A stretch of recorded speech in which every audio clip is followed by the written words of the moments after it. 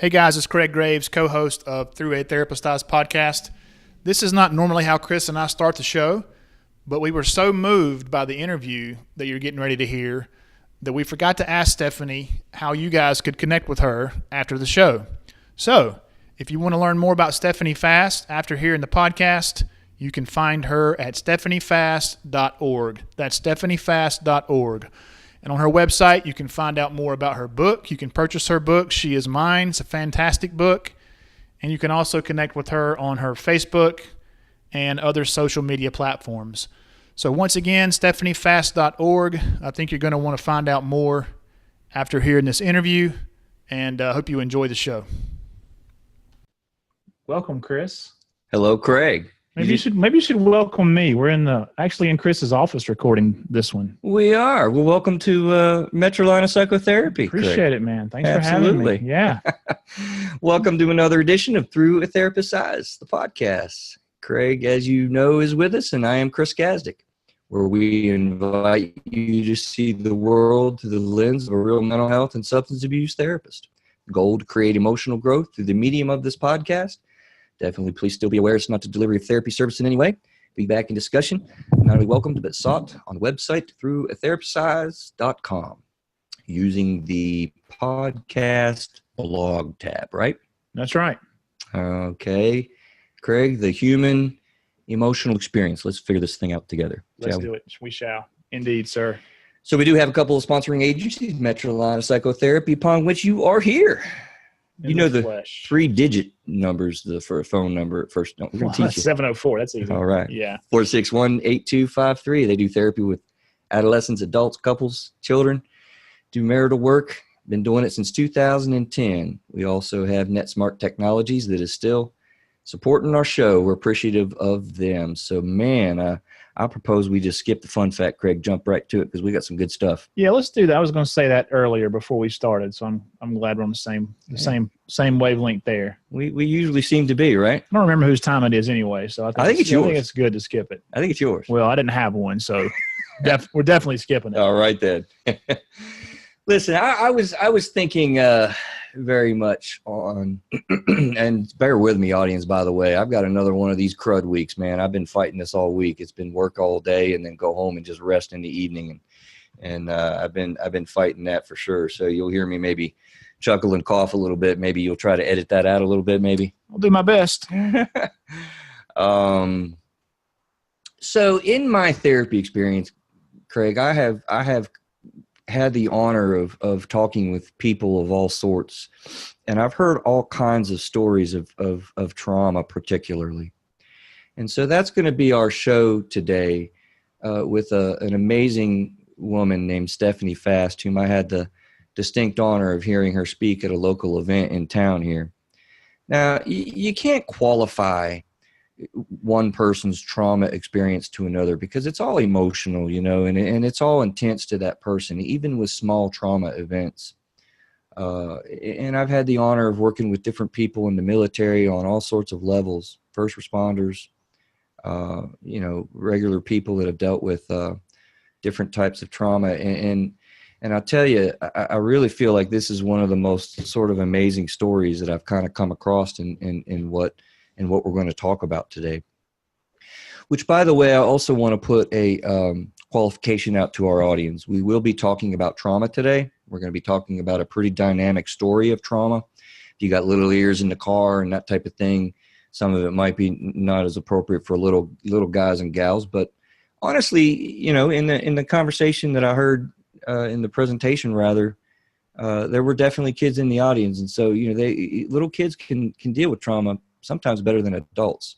So I'm not, terribly worried about it, but I definitely wanted to put that out there because it does involve, events with that can be considered definitely pretty gruesome. So wanted to put that out to the audience. My goodness, we have Stephanie Fast from Oregon, I believe, and the book she has so amazingly shared with the world is entitled She Is Mine. Now, you'll have that on the show notes, right? I will. We'll definitely put some links up. Definitely will. Because if you haven't read this book, it is a must read. No doubt about it. It will give you a different perspective on life and events that are going on around this world and in our country right down the road that you might not know about. So Stephanie Fast has been internationally known public speaker who has impacted hundreds of thousands of lives with her compelling life story that began as abandoned Korean war orphan. For the past few years, she has focused on her efforts on advocating for orphans around the globe. She lives in Oregon with her husband, Daryl, and to her great joy near their children and grandchildren. It is an amazing story, Miss Fast, that you have shared with people, and I am in high admiration of what it is you are doing, ma'am, for people literally around the world. Welcome to Through a Therapist's Eyes. Well, what an honor for me to join you all the way across this great country. Isn't it amazing with technology how we can just pretend we're both in our living rooms together, sharing about the good things that can happen when we focus on who we truly are and not on what we have experienced. It truly is. I get anxiety with technology. Craig will tell you that, but it is amazing in the world that we live that not only just air travel, but podcasts and connections literally around the world that can be made with agencies and people in a real personal way. And it sounds like you are well on your way of doing that literally globally. I do. It's amazing the connections that I have around the world, and I am more than privileged to be a part of so many people's journey. Mm-hmm. And it's really about helping people, through not only the events that they have experienced, but part of what I think we talked about wanting to focus on is the the recovery piece to a lot of that. I feel like people that have experienced all sorts of trauma have a little bit of a misconception that, it's a one and done thing, right? You recognize what went on and you get well and then off you go with the rest of your life. And I don't really think that it works that way. No, it doesn't. And people get disillusioned and sort of upset with themselves. And part of sharing stories is about making sure people don't understand or do understand very much that they're not alone. That's right. We can accomplish that today. What a cool thing. Well, if I can just help one person, that's why we're here. I really feel the same. So what I thought we'd do is really kind of go through your amazing story that you shared just down the road here in little old Gastonia, North Carolina. I guess we're a part of the world. That's right. Beautiful part of the world. Yeah. You have been through some stuff as a young child. How should we kind of go through that? Well,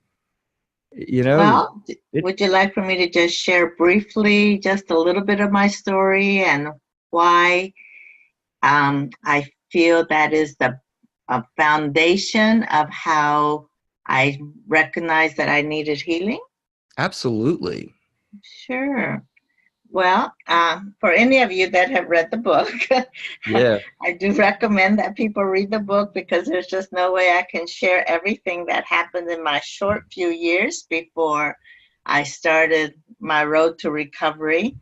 But I am a war orphan, the South Korean War, and what most people know about that little peninsula. It's a little country that's divided in two, which the North is still probably one of the darkest nations in the world, and the South that's very, very modern and has recouped beautifully in the 60 years after the war. But during the war and after the war, there was just a lot of devastation.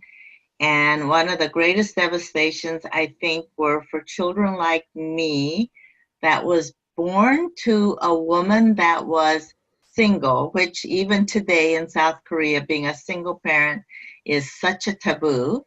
And not only was my mom single, but she also had a relationship with an American soldier. So that ostracized her right then and there. I think the first miracle in my life was that my mother did decide to have me. Although abortion was not, I don't think, was done in South Korea But infanticide was quite rampant. Like for a lot of young mothers, when they found themselves um, giving birth to a child like me, oftentimes a midwife would just silently get rid of that child. So the fact that my mother gave birth to me and kept her for the first few years of my life is a blessing, and I will always thank my mother for that. But I think she came to an age, and I had to do some research on this part of the book, of course, because I don't know this part of the story. But just by doing so much research, I came to the conclusion that there were many, many women that had been in relationship with foreign soldiers, but they had also been engaged to, from the time they were really young to, another man. And I think she came to the realization, and her family definitely pushed her that way. That I have a memory of. I remember living with my family, a grandmother, grandfather, aunt, uncle, cousins. But even in that home, as a little child, I remember tension. I remember a lot of yelling, a lot of crying. So I think they were pretty much making my mom make a choice. Yeah. So And really sorry. yeah, I was just going to jump in and say, just to be clear, part of what's amazing about your story that I think about from a psychological perspective is, self-identity and is an important developmental reality. And I heard you talk about when you were in town that really you don't remember your birth date or your birth given name, and No. a lot of those really basic things that set you up to know who you are. Mm-hmm. So it started out really right from the get-go with some of that, right? Absolutely having no sense of who I belong to, and no sense of safety in the family. But Mm-hmm. I felt safe with my mother. And so the day that she came to me and said, we were going to go on a train ride. Now you need to understand that in South Korea in the 50s, for anyone to even buy a train ticket was, expensive because they just didn't have money. And so the fact that she was going to go on a train ride with me was one of the most exciting things that happened to me up to that point. And I was so anxious to go on this trip with my mom. And I remember going down this dirt path, and the soldiers had just planted like these birch trees along the side. I remember the stream on either side, and it must have been rice planting time, because I remember the farmers out in the rice fields planting the rice. And I remember the whistle of the train and getting to the station and finding our car, and my mom placing me in a little seat and putting a little bundle in my lap. And then she said to me that she wasn't going to go on this train ride with me. Now, again, you mentioned that I don't know my birthday. So I'm calculating back from the time, I was given a birthday, trying to go back to my memories and seasons. So I probably was anywhere between the 4 and 5, maybe. Right. And so I was placed on this train, and she said she wasn't going to go with me. And I remember looking at her and saying, "Why, Mama? Why can't you go with me?" And she just explained that she couldn't, but for me not to worry, that when the other people got off the train, that I need to get off with them. And then another uncle would be there, and he would take care of me. And Yeah. I had this vivid memory of the train taking off. And it's almost like a movie scene memory, if my memory serves me right, because we still had the steam engines in South Korea. Yeah. The steam was, covering all the platform. And I remember leaning out, and I couldn't really see my mom, and hollering out into the steam, "Mama, Mama, are you going to come get me?" And the last thing I remember her saying was, "Don't worry, I'll come for you." Right. I mean, And it's, as you know, again, when those kind of things stick in your mind, it's just really hard to overcome it later in life. And so, it, it, that it that is, was my last memory. and those moments, and people will find that with trauma, different moments that just stick and hit for whatever reason, the way the brain works. I mean, it's like I'm hearing you describe this, and I can feel just the incredible excitement of a little child you know, going on a terribly cool adventure, and then this crazy twist hits. And, you know, in the therapy world, we talk a lot about abandonment. You know, it hits. Right. Right. It's a poignant moment. It certainly is. I don't think I knew at that moment I was going to be abandoned. I trusted my mother for sure. Just the fact of being separated from her was the beginning of fear for me, but I don't really think I realized I was going to be abandoned till I got to the station and I got off and I waited for a man that I didn't know what he looked like, but I assumed he knew what I looked like. And I waited and waited and waited, and nobody came. At the end of the day, it was starting to get dark, and the station master came up, and basically he used the word tugi. Now, I had been called that word before in the village that I had lived with my mom. The village children would call me that, but I didn't really connect what it was, that's what I was. You know, it was just. And what's so interesting for me is this, even at my age now of being a grandmother, and I look back, try to go back to my memory, and I say, now my mom did not call me a tugi. I know she didn't, because the meaning of that name is, you know, that word is so horrible. Yeah. She didn't call me that. And my family, I don't think would have called me that, but why don't I remember my name? Right. I just don't. But he said tugi, and it was just basically a derogatory word that they used to describe a little child like me. And if you want to give a nice term to it, it just means child of two bloods. But in reality, when they called you that, they were just basically saying you were a mistake, you don't belong, and you're worse than the lowest of animals. That was just the interpretation. You are knew nothing it wasn't but nice. dust. Yeah. You knew it was mean. Yeah. It was mean, and I basically knew the meaning, that anyone that was called that was just considered the scum of the scum.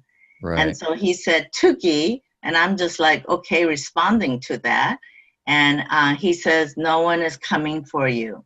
So again, when I began to do research, I realized that oftentimes it was train stations and places like that where children are abandoned. And he must have recognized that I was abandoned. But the city or the town that I got off on must not have had any organizations that help children like me, because he basically just shooed me out of the orphanage, out of the train station, and told me that I needed to leave. Right. Well, again, as a 4 and 5-year-old, that's a little hard place to be in. Yeah, where's a 4-year-old go? Yeah, where does a 4-year-old go? That's right. And I left the station, and I just sort of wandered around the premises, and I found an oxen cart that was leaning up against the wall of the train station. I remember crawling into it and sort of gathering dirt and putting it around me. Isn't it interesting how, as little children, and I see this a lot in the countries that I work in, that no one sort of really teaches you survival mechanism, but there's something inbred within you to say, I'm going to cover myself up, because if I do, no one can see me. Right. And that was basically what I was doing that night. I was just sort of gathering dirt around me. And I remember opening up the little parcel that my mom had put together for me, and it was a little lunch, and I ate it, and the parcel was wrapped up in a little cloth. And I took that little cloth and I put it up to my face.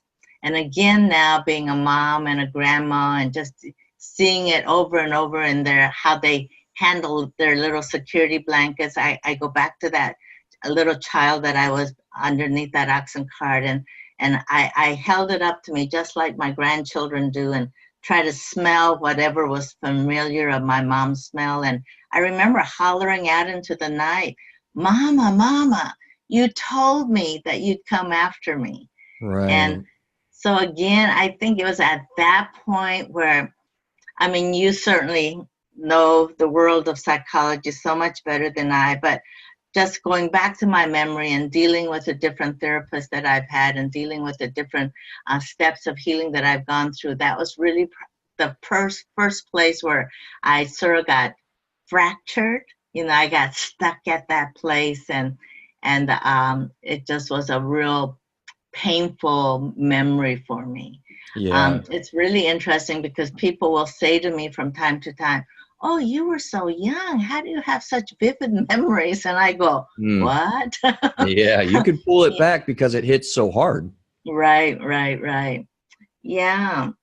So the next morning, I got up and went back to the train station because I thought for sure my uncle must have just gotten the day mixed up or we didn't connect. But at the end of second day, again, the station master said, "No one is coming for you."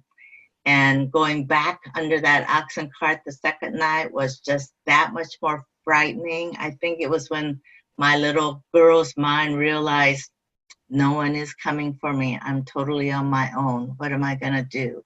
And just crying the second night, so much harder than the first night, and just that desperation that set in. But I believe that all children are born with a beautiful, beautiful spirit. And, and that spirit was given to us by our creator. I truly believe that. For me, that is the essence of the healing point that I started with. And I go back to that childhood, that little girl under that oxen cart, and I go, how in the world did she survive? Even Yeah. that first couple of nights. And I look back at that little girl spirit in me, and there was something inside of me that said, I'm gonna survive. I'm gonna find my mama somehow. Absolutely. Yeah, Mechanisms kick in to, yeah, yeah. almost chemically, biochemically, and emotionally when That's you're in a right. desperate circumstance. I mean, yeah, you got no food, you got no adult, you got no protection. Listen, scary noises happen at night, you know? Mm-hmm. It's Yeah, amazing to think how that started, and this was just the start. just to start. Yes. Uh, I got up the next morning and I stood on the railroad track, and I remember saying to myself, "Okay, I think the train came this way, so if I just follow the train back, eventually I'll come to my village." That's pretty Right. smart for a little girl, I think. I'd say so. You crazy? Yeah. All right. And with all intention of thinking that, eventually I'll find that village, I'll find my home, I'll find my mommy. But of course, that was not the situation. I do remember following the railroad tracks for I don't know how long, maybe a few days, maybe even a week. I don't even know. But eventually I lost the tracks and I wandered in the villages and in the countryside and in the hillsides of South Korea. And for the next, probably again, I'm calculating back, but I remember seasons really well. And I remember two very cold winters that I survived um, alone by myself. So I know that it was at least 2 years, maybe even going on 3 years, that I just survived on my own. Right. And it's a miracle, miracle, miracle. I mean, it's funny since coming across your story, I have really reevaluated something that I have said to people as we talk a lot about insecurities in therapy and how they get created and what happens. And honestly, I've said that, a large majority of the time, when we think about abandonment or another insecurity that I work with a lot with engulfment, there, there, there are fears that get created that are just that. They're fears because they really can't happen. And honestly, Stephanie, what I would say to people that I don't think I can say anymore, that you can't really be abandoned in the sense that the fullest sense of it is, and I would always say, you get abducted and taken to an island and marooned and left alone and left for dead. People typically don't experience that. But yet we can feel the abandonment feelings like you did when your mom didn't get on the train and things like that. But I mean, you went through the full scale of abandonment, I might say. Does that I sound feel that's so true in my life because I wasn't only abandoned by my mom and my family. I realized living on my own for those next 2 to 3 years that I was abandoned by everyone. It right? was my country did not want me. I was never a citizen of South Korea because in South Korea, unless a male member of your family registers you as belonging to his family, you are never registered. So I was never a citizen of South Korea. I don't remember a given name, so I had no name that I could identify myself except being called Tugi. So that became my identity. That was how my focus of who I was. Yeah. And even the other street children recognized that I was different and they didn't want anything to do with me. So the beginning years of my life was at total isolation, being separated from, people were there, but I was not a part of them. I lived this isolated survival kind of life. And so if that's abandonment, that's exactly who I was. I was abandoned by everyone and everything. I'll tell you, as I was reading the book, and kind of joining with the story a little bit in any way that I could, I got to be honest, I felt like literally getting up out of where I was sitting or laying down and sort of, cheering when you came across a group of kids that you were going to be a part of. And that Yeah. happened a couple of times. And then, one of the times I recall towards the more end of your time, I mean, you were a part of this kid's family who took you under their wing and you had food for the first time in whatever, like a year and a half and stuff. And then they were inappropriate sexually with you. And you shared that in your book. It was like, my gosh, I mean, can this daggone girl get a break? I know. Yeah. But the thing of it was, that was sort of a survival mechanism for all the street children. I don't think we were taught boundaries. We weren't taught right and wrong. We were basically reacted as any animal would that hasn't been taught anything. So, you live by instinct and you live by feelings and you live by your body urges, I think. And so again, I am speaking now as an adult that has gone through great deal of healing and forgiveness. And I look back at that memory of this teenage boy inviting me to be a part of his group. And again, I was never invited to be a part of any group. One time when I was wandering in the mountain countryside, there was a group of children that I followed from a distance, but I really wasn't a part of them. And they were the ones that I watched to see how they stole food and know how to do it on my own. And they had like these little tin cans that had live coal in it. And to this day, I don't know where the street children got the live coals but it seemed like that was one thing all the street children had, because that was their survival, right? Okay. If they didn't have those live coals, they didn't have anything. And they would use it at nights to swing it over their heads. And that was sort of a joyful moment that when I go back to those kind of memories. And so when this street boy invited me to come with them, I just assumed that his group would be like these street children that I was following from a distance. And but of course they were not. They were streetwise. They had been on the streets probably maybe even before the war, because Korea was in conflict even before the Korean War began. It was in conflict during World War II too. So the country had been in conflict for many years, and so who knows how long these kids had been living on the streets. It was a fairly large city, and so again, to be invited was an honor.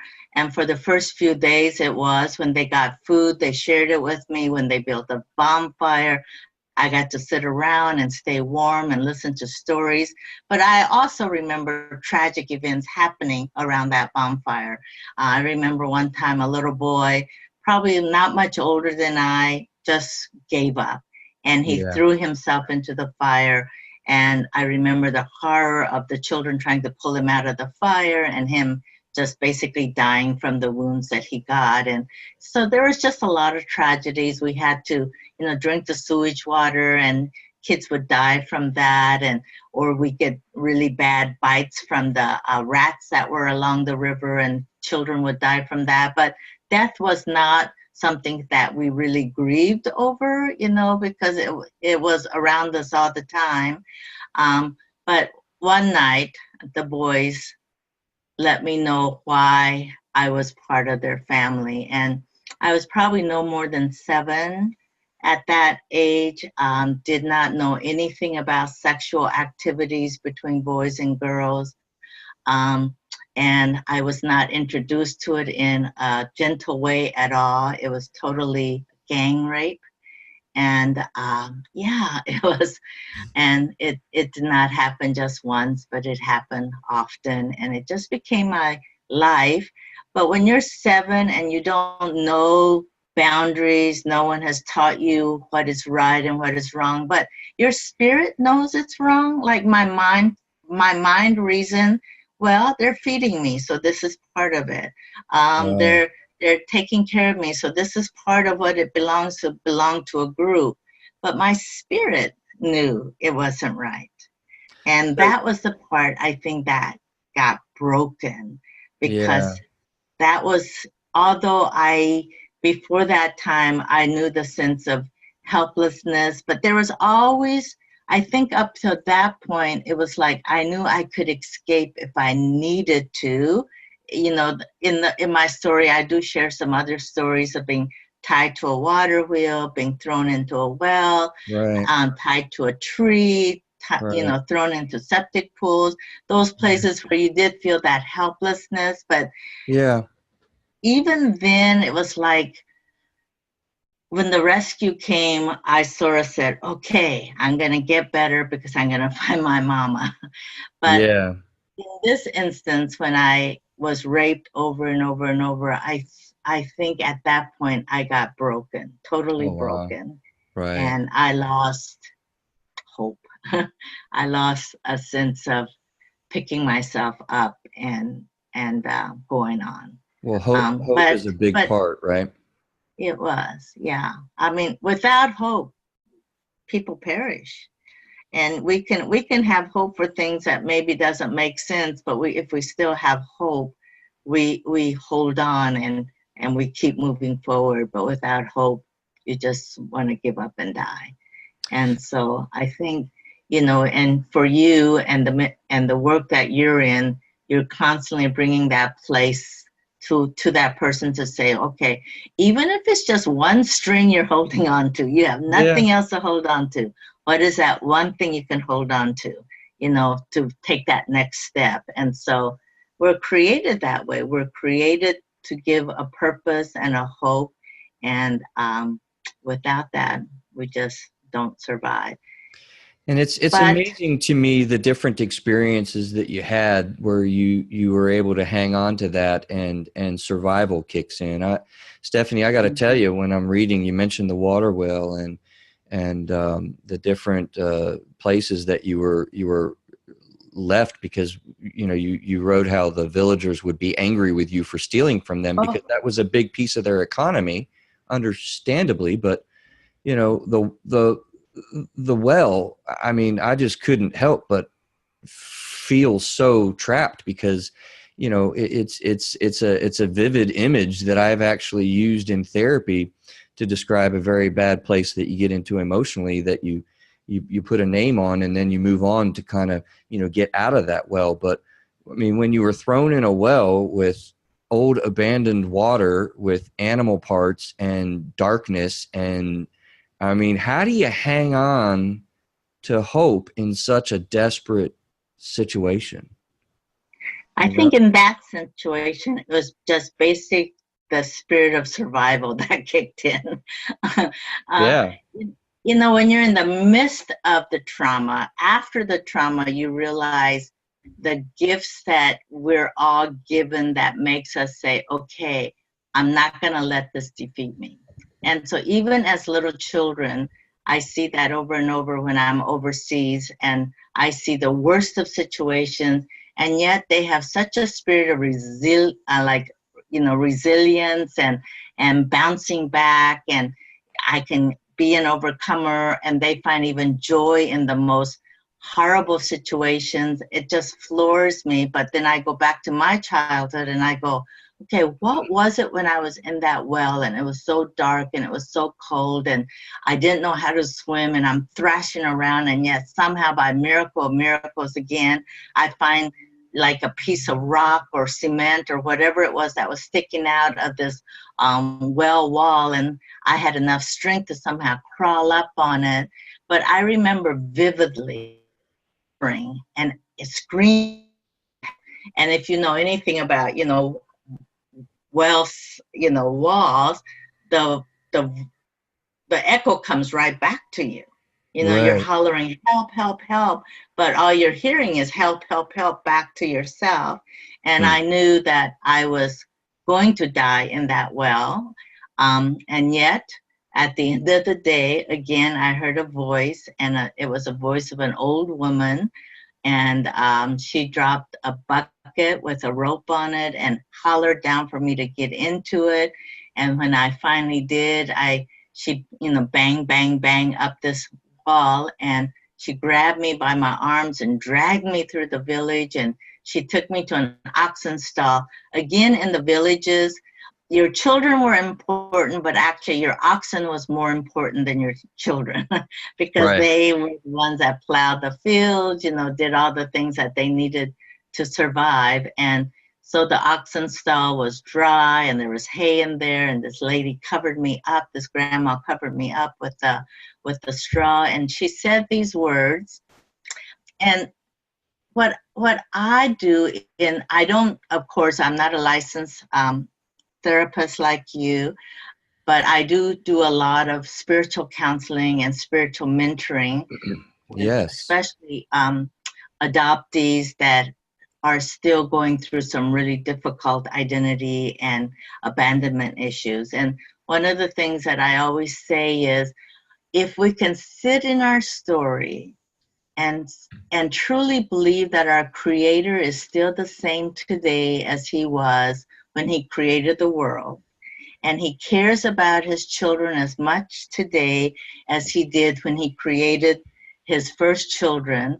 And we sit in that and in our spirit, because I believe we're made in spirit first before we're made in body in our mother's womb. And Right. being created in our spirit, if we say to our spirit, okay, Creator, Spirit of God, what do you have to say about this? All I see is pain. All I feel is pain. All I can experience is pain. And yet I am a woman of faith. So by faith, Creator, Papa God, what do you have to say to me when I was in that situation? And for me, that woman spoke life to me. She looked Right. at me, she covered me up, and she said, little girl, these people have no idea who you are. And actually, a man had said that to me a few months before, or maybe even a year before, but it was the same almost exact words. Little girl, you must live. And I had nothing to live for, Right. and I could have chosen at that moment to say, I don't want to live. And I think there was a part of me that wanted that. But one thing about children, especially, they want to live. They Yeah. really do. Yeah. Um, so when she said, little girl, live, I look back and I think, God knowing me and God knowing the journey I was going to have. And I think God even knew my surrender. I Yeah. mean, that's the beautiful thing about him, is that I don't think he's up in heaven wringing his hands going, oh, what am I going to do with my son and my daughter, because they're just full of bitterness, or they're full of anger, or they're full of unforgiveness, and they're stuck in their pain and they can't get out of it. I think God sees the final us.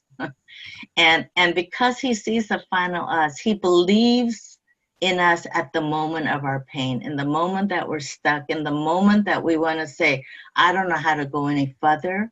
If we can truly be honest and say, God, what do you have to say to my spirit about this?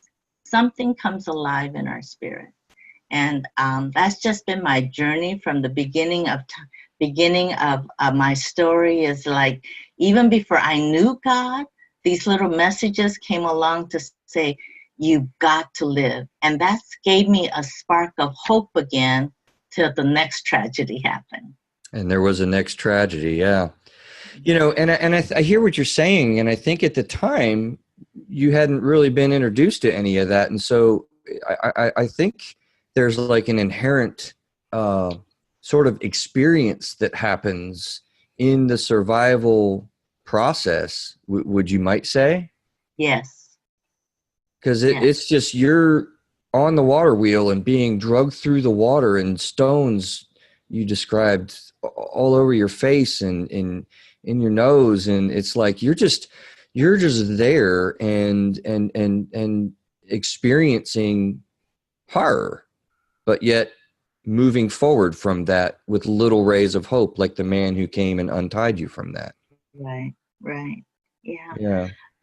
I think for children to a certain age, at least for me, I mean, you can tell me whether this is true or not, but for me, if from the time I was abandoned at the train station and until the time I was really rescued by my adoptive parents to start my healing process, in those years, I just survived. Right. I really didn't have time to think. Of course, I had emotions, but I stopped crying at a certain age. After a few months of being abandoned, it was like there was no use for tears. Oh yeah, absolutely. Yeah. You know, DSS workers will go to homes and they get very concerned when a baby does not respond to them or reach out or do any crying, because they know that there is neglect there because there is no point in it. Right. Yeah. Right. So I say that, you know, I just existed, but it was not till I was an adult that I went back to those years and sat in those memories where I realized these were the emotions that I was feeling, but I had just blocked all those feelings. And that is part of survival. There's a blocking mechanism. Mm-hmm. You just exist and move forward. It's almost like would you say it's not almost like you're even there? It's just like a story that's happening. Yeah, it's just, I think, again, I mean, I don't want to keep saying that, but if you don't have nurturing and you don't know what love feels like and you don't know what protection is, and again, I can't speak for other animals, but I think it is like an animalistic existence, right? You just live according to the instinct. So I knew I needed to get food, and I knew I needed to get shelter, and I knew I needed to run away, and I needed to fight back. So those were just things that I knew I needed to do to survive. But it wasn't like me thinking to say, oh, I'm doing this because I want to find family, or I'm doing this because I want to find security, or I'm doing this because I need to provide for myself. I didn't know those feelings. No one had really taught it to me. And if my mom had taught it to me in my early few years, that was now erased, and I didn't know. Right. Let's take a quick break, Stephanie. I want to come back and transition a little bit to talk about, you know, after, as you call them, Goliath, they came and found you in the orphanage and whatnot, and a little bit about what must be the main focus of the second book coming up. How did you handle all of this after stuff stops? Because that's when the feelings and the emotions and all the stuff comes raging, right? Right. Okay, well, let's take a quick break for our sponsor, NetSmart Technologies. So, Craig, we have a therapist helper with NetSmart Technologies. You're good at telling us where we can find them, right? So you say, helper.com. Helper.com. They're fantastic. Do you remember what they do? They do automation of your medical office. Yeah, they do a lot, man. In a nutshell, right? In a nutshell. It's a very high level. They do an awesome job helping practices do medical billing and We had a gentleman, I think it was last week, talking about how they help doctors with prescriptions, even automation with that. That was last week, yeah. Yeah, we do automation with the complicated numbers that insurance companies give us with explanation of benefits. They plug it right in there for you. Makes it all easy. They're nice guys, too. Can you believe I'm saying technology is easy? No, It's I'm not going true. to say that either. Helper.com. And back to the show. The way I thought would do a pivot here, Stephanie, is reading your own words from the end of your book. I'm not going to read the whole letter, but as an open letter from the author, which is you, right? Mm-hmm. We have you alive and in the person, but in your book, I'm going to read the first paragraph, and I was very struck by the way you ended the letter. And it says, in the beginning, thank you for allowing me to tell this story of survival and redemption. I have had the privilege of sharing my experiences domestically and internationally for over 30 years. No matter where I go, orphans and adoptees come up to me and say, "You are telling my story too." The details of our lives may differ. I realize that I may be the only one, and most likely the only 5-year-old, who followed train tracks in an attempt to find my mother. But whatever the circumstances, the emotional scarring is always recognizable. We all share the same pain of rejection, betrayal, and abuse. My story is simply one among millions. And you end your letter with a paragraph that I thought was poignant, saying, although this written account ends when I was 12 years old, I have now come to a place in my life where I can say with all conviction, there is nothing that has happened to me that I would have not been better off without. How I came to this milestone in my journey, this place of acceptance, is another story. It is one that I will tell with openness and complete honesty in my next book, Spirit of Mine, Living Beyond Survival. You know, I really want to tell the audience again, this book is She Is Mine, and we will definitely turn people onto this, because this is something that happens with right down the street: sex slavery, sex trafficking, human trafficking, orphanages around the world. Military personnel actually have units that are trained to look out for this sort of thing. And it's right in our country as well, and terribly around the world. So many people are working beyond just surviving now to living with some of these things. My gosh, how do you move beyond? We've talked a lot about survival to now.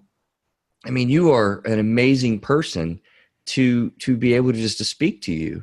And, people will see that, well, this lady's got her stuff together. She sounds normal. She sounds together. She sounds like a nice person. How do you go from the attachment issues, the trauma, the sheer survival, the stark horror of all these things to where you're at now? Is it a magical moment, or is it a process? I wish. Don't we wish there was a magical formula that we could just say, that's how it works? Yeah. But I do believe in the power of prayer. I do believe in the power of the Word of God. I do believe that there is a Creator that sees and understands all things, and He was willing to sacrifice the best that He had so that we could have hope and we could understand our story from a perspective that is not just in our pain. And for me, that was the healing, but it started with rescue for me. I was first rescued off of a garbage heap by a Swedish nurse. Then I was rescued by an American missionary couple that was willing to take a risk on a 9-year-old broken little girl. And so I do know that for all of us to have healing, we need to have people that believe in us. I think the hardest healing is when people feel like they have no one that will stand with them and believe in them and be empathetic with them and be their advocate. So the reason why I share my story with such passion and with transparency is I just want to say I understand. And I'm willing to sit there with you and sit in the ash with you. But you don't have to sit in the ashes forever, because that's what the enemy wants from you. The enemy wants to rob, steal, and destroy from you. But you have more than your past story, you have your present story, and you have your future story. And that's what we want to concentrate on. And so for me, that was that. It was like, I'm so thankful for a nurse that saw me on a pile of garbage, and her logical mind says, I can't help her. She's too old for my clinic. She's too sick for my clinic. But she heard an audible voice that said, she's mine. and Yeah. and that's the message that I think we all need to hear in our spirit is, we do belong to somebody. It may not be a tangible person, but there is a God that we belong to, and he will shelter us as much as we allow him to shelter us. The key of it so often is we get mad at him and say, why doesn't he do what he says he's going to do? But the beautiful thing about him is that he wants to cooperate with us. And as long as we say, okay, I need healing here, or I need transformation here, or I need awareness here, he is so there to work with us. And then for me, as a teenager, I came to the States. And again, I went through an identity issue, because not the same as I had in Korea. I didn't have the physical abuse here, but that sense of not belonging. My adopted parents were lovely, wonderful people, but we lived in small towns across America where there was a white population and the Black population, and then there was me. I didn't really fit in any people group, and yet I survived, and I was well liked, and I did well in school. But internally, I began to now have those emotions that had died long time ago. They began to rise out of me, but the emotions were more, why me? Anger, The abandonment, the betrayal, the sense of having no identity. But I did have very loving parents that I could ask questions about, but they didn't really have a lot of answers, except that, they would pray with me, and that I could become an overcomer. In my late teens and early 20s, I did go for some professional help, but again, I didn't feel like I got the answers that I needed. There was a lot of empathy there, and having me share what I was experiencing, but I needed answers. It's like, I don't want to just sit in this and be this for the rest of my life. I need answers. So I took God at his word, and I said, okay, God, you say that if I come to you, that you'll heal me, that I'll be like a brand new baby. I can start again. I can have a fresh start. I don't even know where to start, but here I am. I just want to give it to you. You got to do something with it. And so each time a feeling came up, or a memory came up, or a response came up, I had people in my life that were willing to sit there with me and say, okay, what are you going to do about this, Stephanie? Not so much, what can we do for you? Because for me in my journey, I didn't need people telling me what they could do for me. I needed people in my life to say, okay, Stephanie, you've got the key to change your life. What are you going to do, and what is God showing you? So can for we me, pause? I just took one step at a time. I want to pause there for a minute, because I get a lot of thoughts from people about, like, I don't know what to say to you. I don't know what to do. And I really hear you very powerfully talking about, just be there with somebody. Mm-hmm. Can you talk more about the people that were willing to just really just be with you when you needed them? Yeah. And what that did for you? First, my adopted parents, they didn't know my full story actually until I was in my 20s. They were in Korea when they adopted me, so they knew the situation of the street children, but they didn't even, and they knew the story that the nurse had told them about finding me on the garbage heap. So they could put two and two together, but they didn't know the extent of my story. But I would show, certain behavioral issues as teenager, and they never What I could say about my parents that were so wise was they never pushed me beyond what I was capable of feeling. Does that Right. make sense to you? Yeah, that's important. Uh-huh. And I think when I deal oftentimes with parents that have children that come from trauma, whether it's in foster care or adoption, they feel like if they can tell the kids their journey, then they'll heal faster. But Yeah. we as people that are going through the healing, we need to set the tone of how we're gonna heal. When I'm working with people in therapy, I always make sure with trauma that they know that this is a safe place. I have like some trauma rules. I'm not going to cite them all, but a Right. few of them you're absolutely covering. You know, this is a safe place. There's not any judgments. You can say anything you need to say. I can handle the details and the events. But one of the biggest things that I really highlight is that, like, yeah, as slow as you want to go, you want to tell me nothing, that's fine. You want to tell me everything and go really fast, that's fine too. You really need that empowerment, don't you? That's right. That's right. To say, I'm going to sit here with you as long as you need, but we're Yeah. not going to sit here forever. Right. There's that And too. my Yeah. parents were so good about that. They were like, okay, I hear you. I really don't know how to help you. And they were really good about that, to say, I hear you. Oh, let's find the help together. But in the end, Stephanie, you need to know the answer. And the only way you're going to know the answer is what is his spirit saying to your spirit, and how can your two spirits connect where there's energy between you two, so you have eternal answers that you can live here on earth. And so that was a great tool that my parents gave me, and I'm so thankful for that.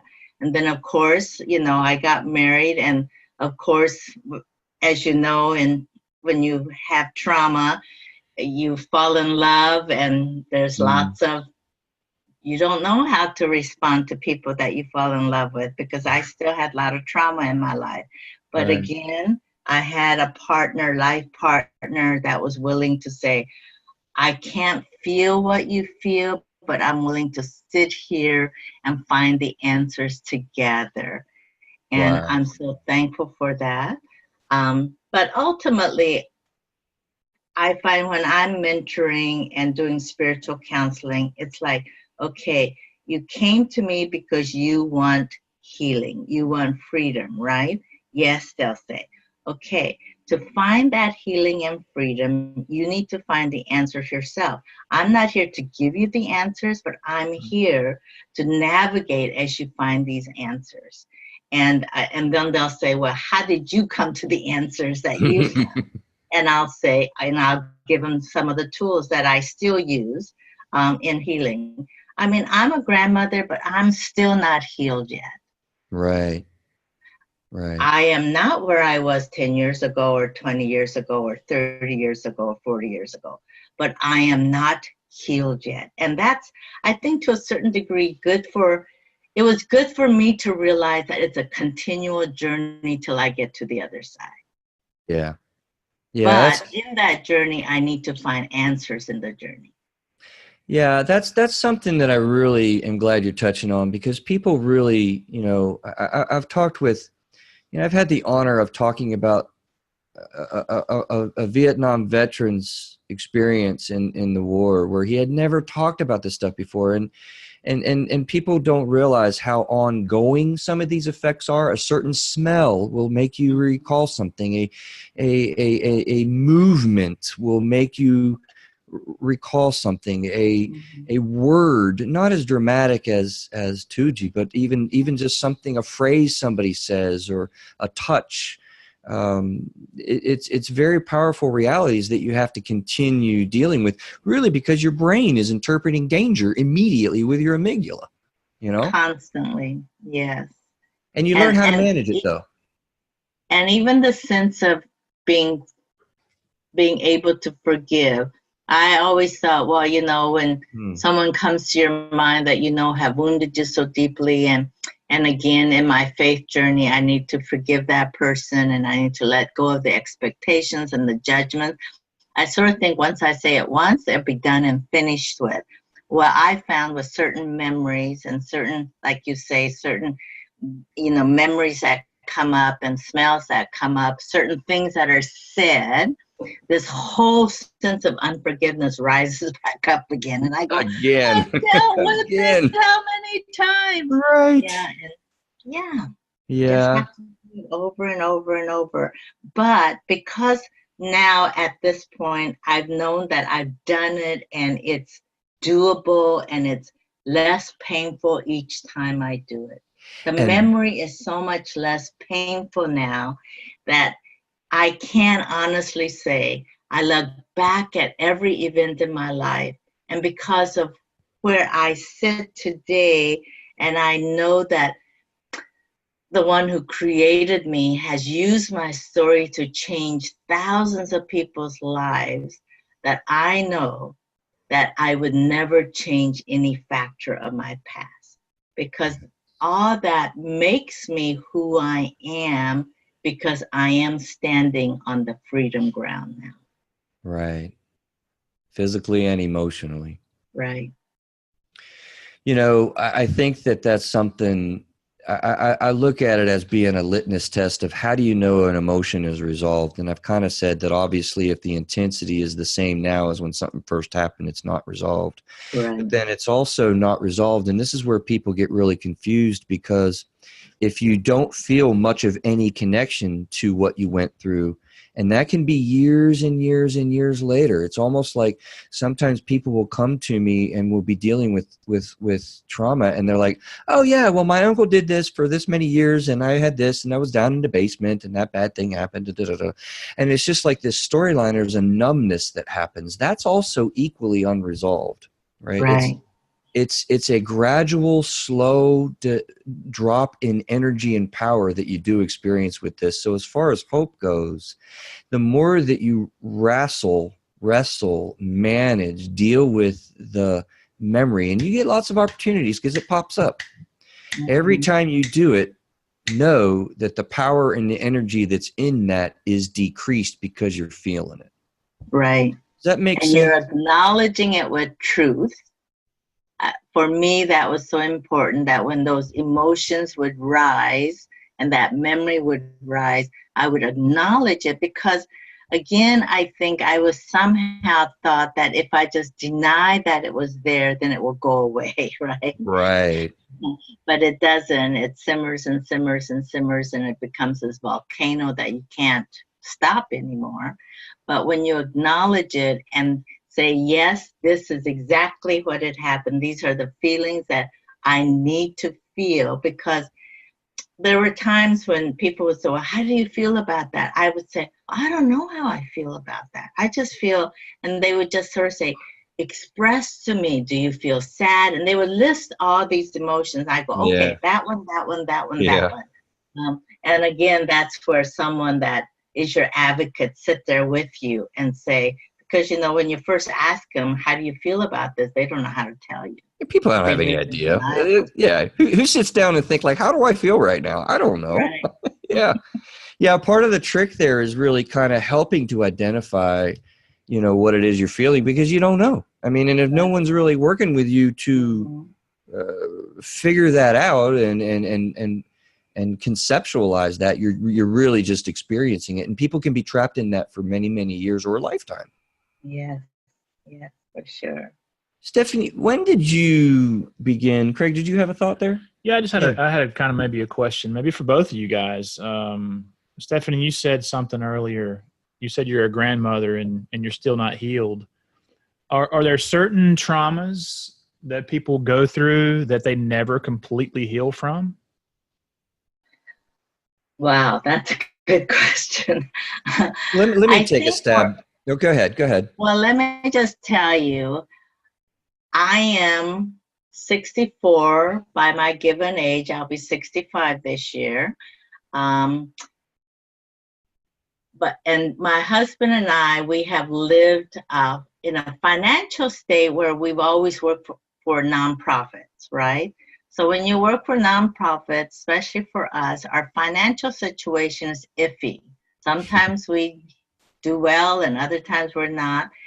It triggers me every time when our finances is not well. This little orphan in me rises up continuously to say, I need to feel safe. I Right. don't feel safe. Right. So that is part of my childhood that is still triggering me today. Another thing that triggers me is food. If I am traveling and I don't eat all day, there's a little panic that happens within me that says, okay, I didn't get my satisfaction of filling my tummy today because my emotions is somehow connected to food. So Right. here I am. I know I have not gone hungry since I was, 12 years of age or 9 years of age. I know I've always had a roof over my head. I've never worn clothing that have holes in it, except that's fashionable now, but I still will not buy those things. Like, Right. whoa, just a minute here. Yeah. Yeah. I've had everything that I have needed. So history tells me, Stephanie, you should not panic. Right. But that childhood trigger still triggers when things in my present life is not the way I think it should be. Man, Does that answer your question? Stephanie, I just got to say, I just kind of want to travel behind you and make sure I got a hamburger every time you're driving somewhere. I think that's a good idea. What I was going to say is I see these things. Would you say, Stephanie, that maybe there are sexual traumas and domestic violence and even just, when you lose somebody in your family through death or even when you move out of a state for the first time, these are what I call before and after life events. So you can never go back before and after life events. But earlier you were talking about your present story, that you're writing your present story and moving forward with that being the focus, though. Does that make sense? Well, you probably can answer this better than me, but with the young people that I work with, I always ask them how they are today. How are you? Do you know who you are? Where's your identity? Where's your purpose? Let's really know who you are today. Because if we're going to go back and talk about something that happened in the past, we need to bring you back to the present. You're not going to leave me in that past. Yes. And so that is so important for everyone to know. This is who I am today. And for me, because I am a woman of faith, can I really be honest with you? For me, faith is my foundation. Without faith, I don't know if I could be at the healing place that I'm in today. Now, I'm not saying that that's for everybody, but for me, that's my foundation. So my foundation is I know who I am in Him. I know my purpose in life.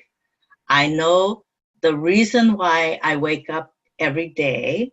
I know even if those roles are taken away from me, I am still who God says that I am. That is, no one can take that away from me. No one can argue with me about it.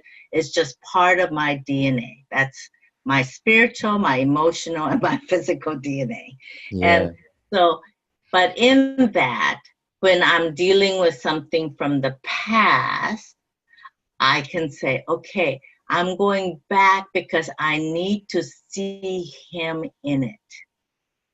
If I don't see Him in it, it's hard for me to really grasp it, that that's part of my whole story, because I can't eliminate that. It is who I am.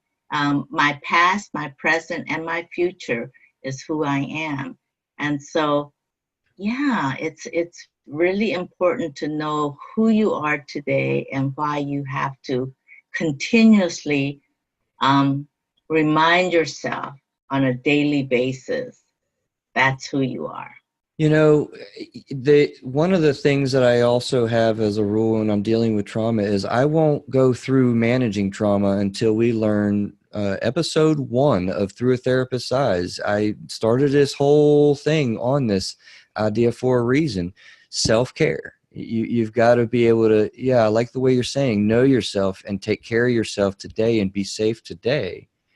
And that I get that. I think that's, hopefully people can grab onto that because that's super important. Help people understand also, though, if you can go a little further, Stephanie, into what you're saying with the letter I read, and I'm gonna quote again. Some people were like, I don't want to embrace this. I don't want to accept this. I don't want to go there. How do you go in that place with, quote, there is nothing that has happened to me that I would have been better off without, unquote. That's powerful right there.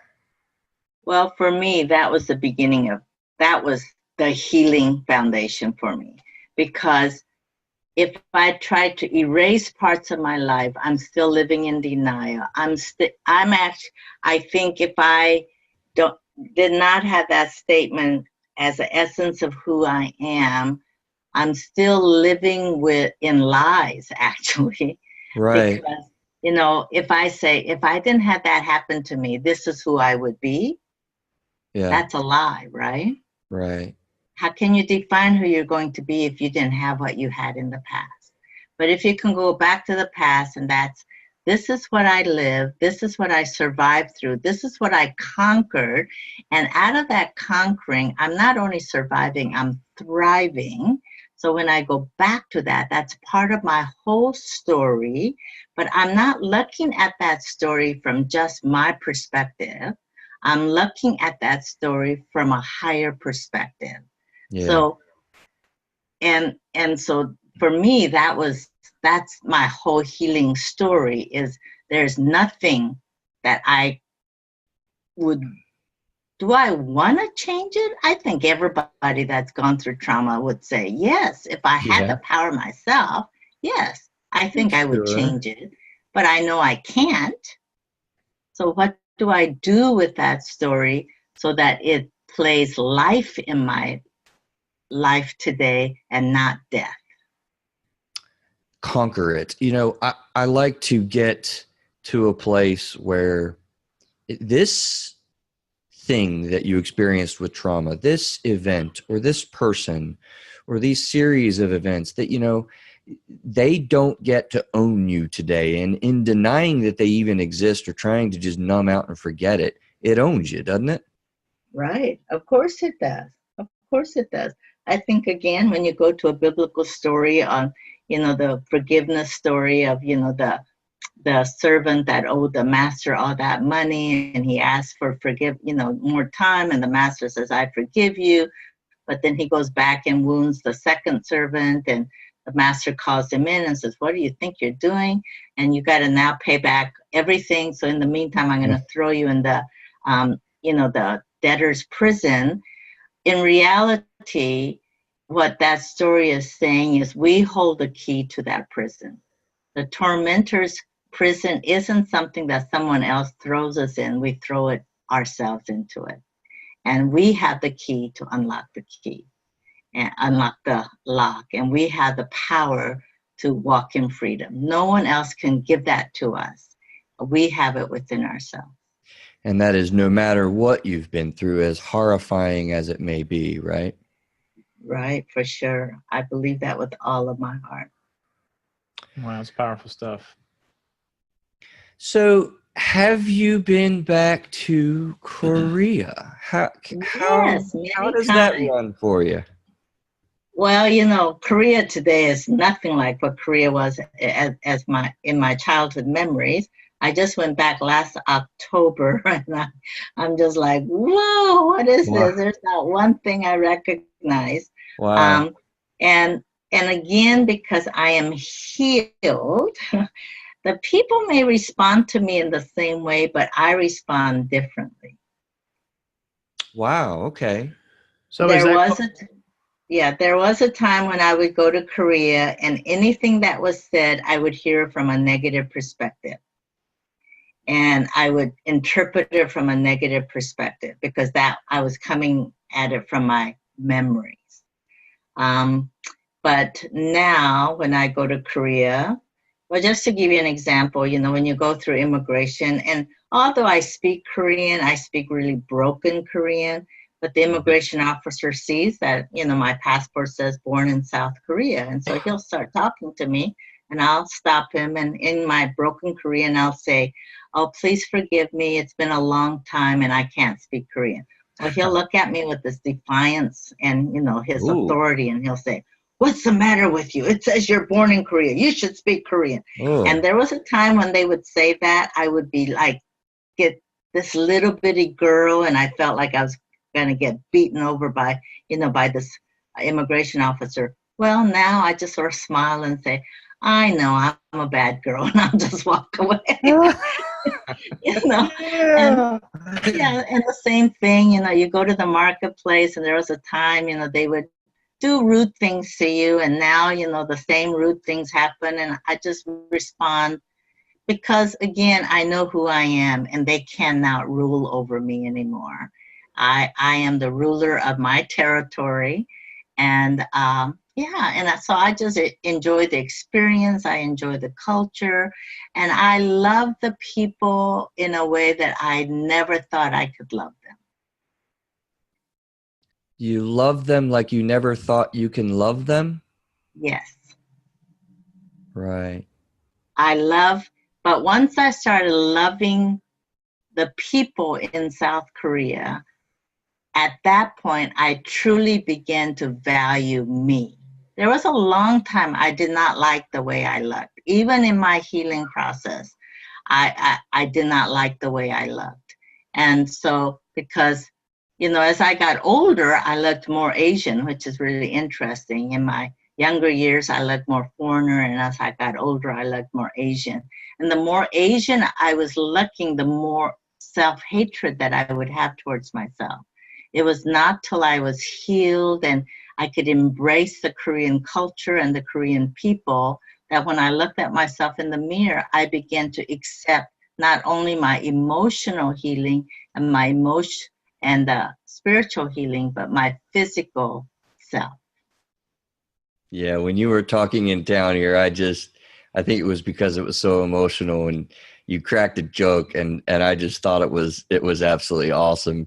It was something about your appearance and respecting your body and feeling pretty and getting to the point where you can feel beautiful. And you said something like, yeah, Craig, now these people spend so much money to look like me. I know, crazy.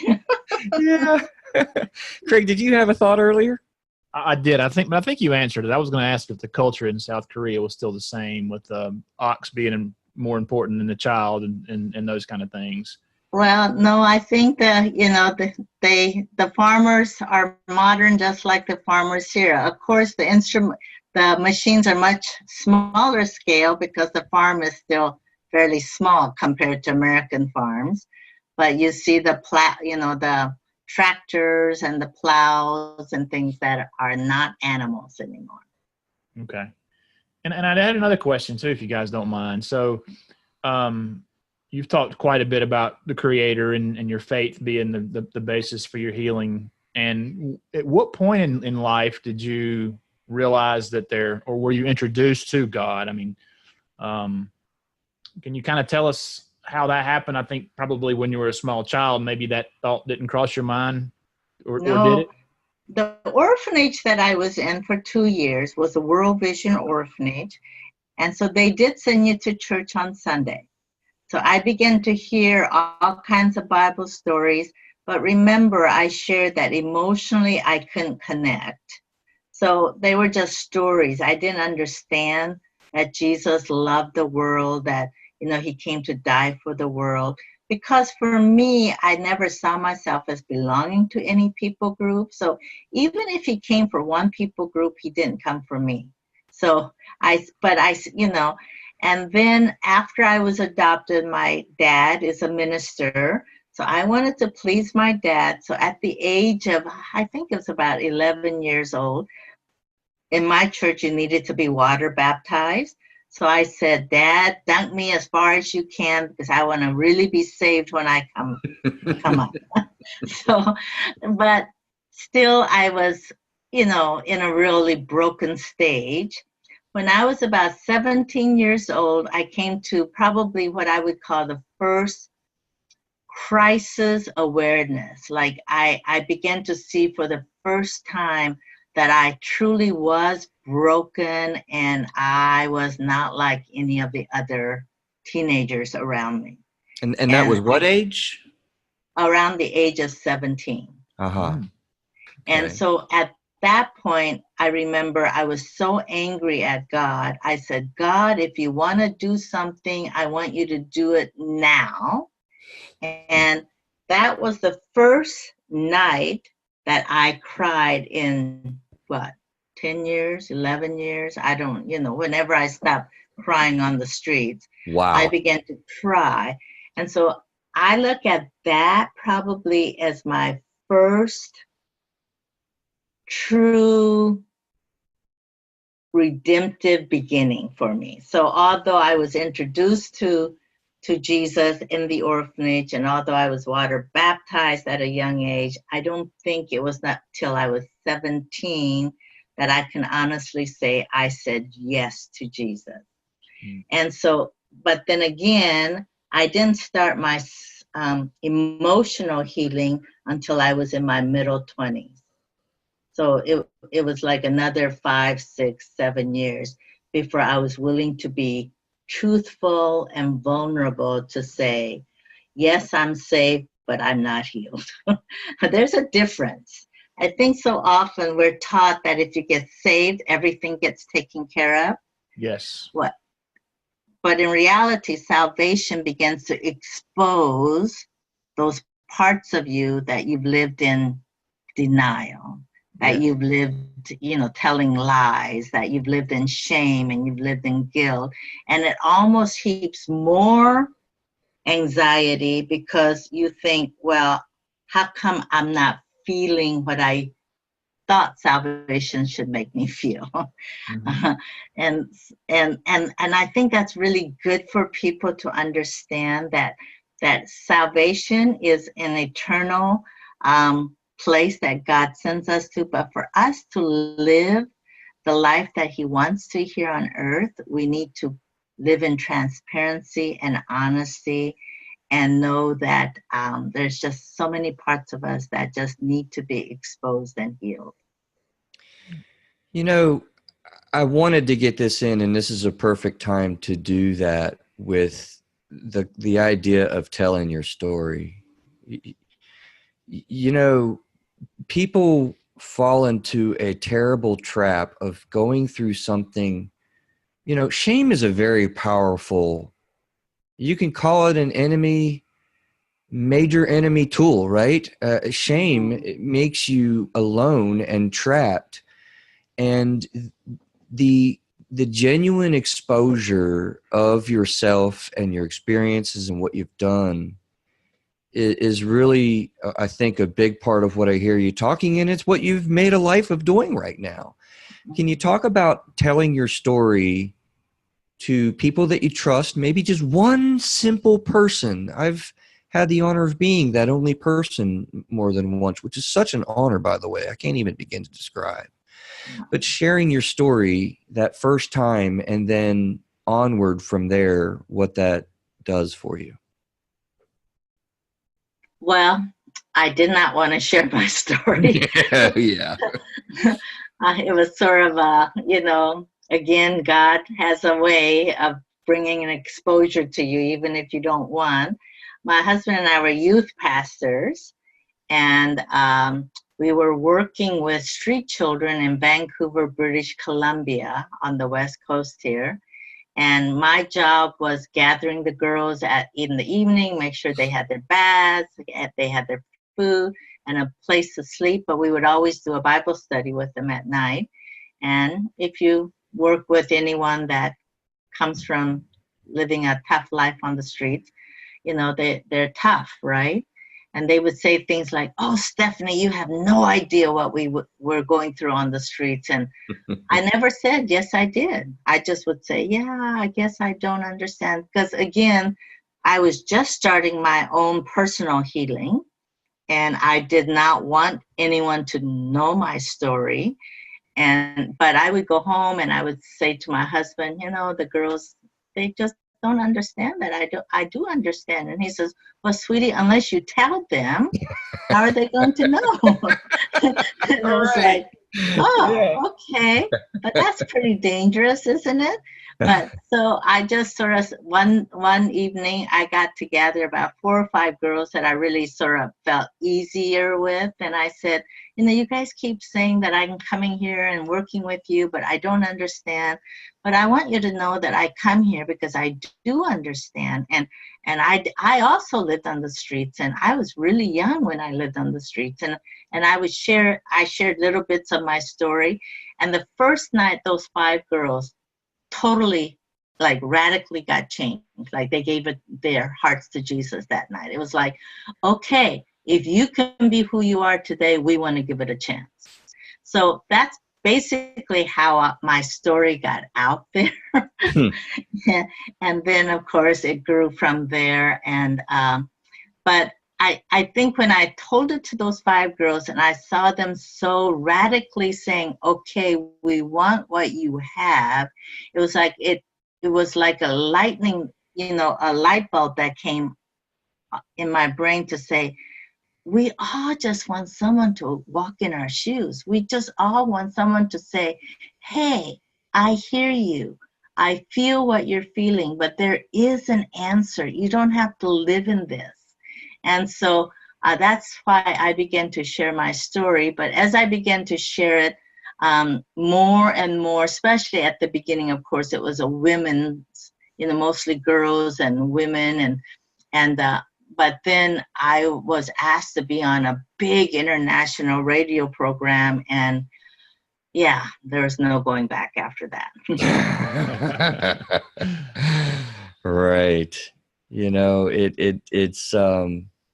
It's a scary, scary, scary first step to let somebody know what you're shameful about. Right. Mm-hmm. And it's if one thing I can maybe highlight to help people that have been through trauma is find a safe place. Yeah, it could be a therapist, it could be a priest, it could be some stranger on the street.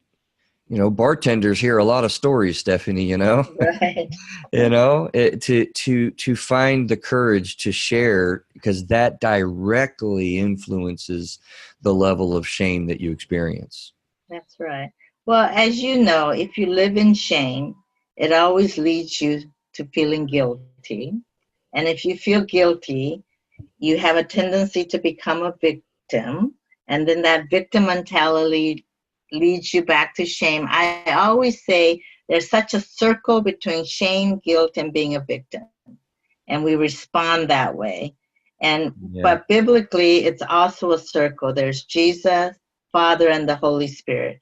And the 3 of them have their arms around you. And if you can see yourself sitting in the middle of the 3 saying, "We believe in you, we hear you, we're willing to walk it through with you. We know your destiny is not where you are now. Your destiny is not only for you to walk in freedom, but your destiny also is to help someone else to walk in their freedom." Because our story is never our own. It belongs to everybody. Right. It belongs to everybody. And as we're transparent with our stories and see the healing circle that's around us, we can also give that hope to other people. I made in bold in show prep hope and recovery. Yes. It's a powerful reality when you share that. Yeah.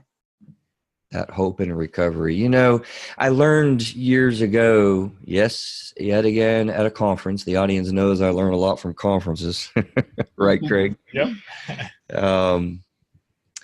This lady was talking about the most painful thing that you can go through. And, she had the audience kind of guessing, and we were all doing the guesses that I might suggest you and Craig would do. I won't put you through that, but no catch you cold here, Craig. Somebody dies, or some major medical diagnosis, or, some pain, divorce, or, the big D, right? My relationship just failed. I mean, horrible, difficult life circumstances. Do you know what she made a very convincing argument is the most painful thing that a human being can experience? She said was being invisible. Not even being seen or known. And I like how Daryl told you, Stephanie, you got to tell him. That changes everything, doesn't it? That's right. Yeah. Craig, what do you? Let me check in with what you're thinking, because I think you're hearing her story really for the first time. Is that true? Yeah, it's the first time I missed the event here in Gastonia. Wasn't able to attend. So yeah, first time Let me check in with what you're thinking and what you're feeling. I think it's an amazing story. I think it puts things into perspective. A lot of the people that I listen to and books that I read talk about frames of reference. And you think you might think that you've had a hard time, and maybe you have, but then you hear a story and you think, wow, I've had it pretty good. And I'm hearing things about taking ownership, which is another thing that I hear a lot about. And it sounds like Stephanie has used these events for good. She hasn't become that victim that she just talked about, that she's used those things for good. So, I mean, I'm hearing a lot of wonderful things here that have come out of a very tough story and a very tough experience. Yeah. Thank you. Stephanie, what would you like? I mean, how would you highlight things, and taxing us in for a little bit of a landing with the people that you work with around the world, with the orphans and the organizations that are out there for people to help, and people that you want to reach? What do you try to really induce to them? I want to say to them, you are not invisible. Yeah. You are created very special. You have been marked by the finger of God. The things that happen to you grieve the heart of God. And yet he believed in his son for you, that you two together can become an overcomer. I want to say you have a beautiful story, and you are not walking it alone. Find the help, but more than anything else, realize that you hold the key to your healing. You hold the key to your freedom. Yes, you have all the help that you need, and go after it.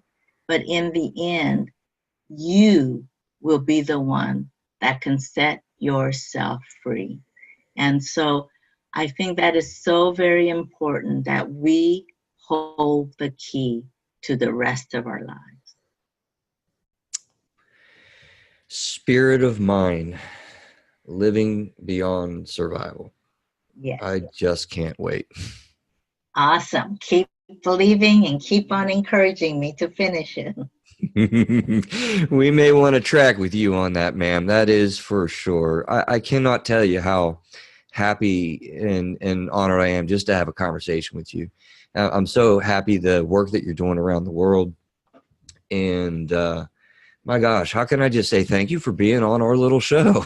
Oh, it's an honor. Thank you for reaching out. And I just pray that your listening audience, that their life just gets turned upside down. Thank you, Stephanie. It's an honor having you. Thank you. Craig, you want to take us out of here with what you do? Yeah, well, what I do, yeah. Take us out of here, man. Tell them. ThroughATherapistEyes.com is where you can find out more about the show. We've got links to our social media out there, Facebook and Instagram. We've also got an email list I would love for you to sign up for.